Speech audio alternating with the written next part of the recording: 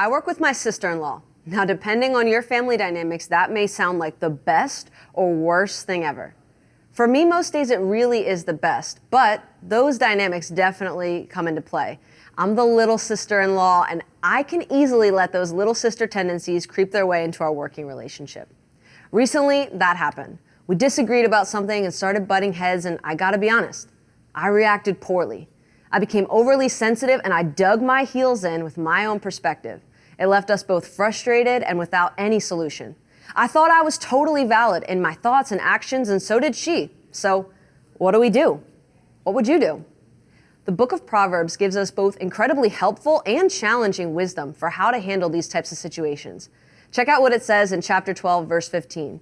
It says, "Fools think their own way is right, but the wise learn from others."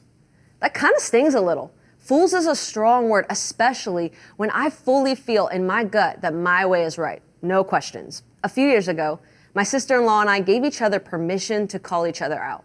Ongoing permission to point out each other's blind spots for the purpose of making us better. And I knew that's what I had to do. I had to reach out and ask her to point out my blind spots and how I handled that situation, even though every part of me wanted to dig my heels in further and wait for her to call me up so that I could point out her blind spots.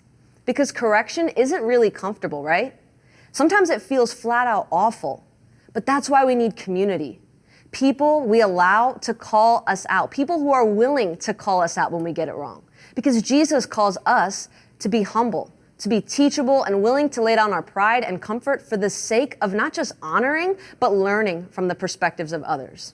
And if we really want to follow him well in our daily lives, we have to be open to correction. Now, don't get me wrong, this is a process, and I'm in it with you. I'm confident that there's going to be many more moments where I'm digging my heels in again and feeling all the discomfort of owning my shortcomings. The point is to keep trying, to keep being open, knowing that we and our relationships are better on the other side. So let's try it together.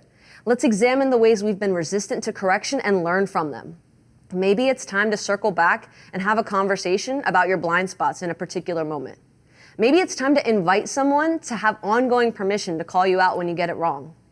Whatever your action step is, together let's rely on God to give us the humility to admit that we don't have all the answers and to learn from others.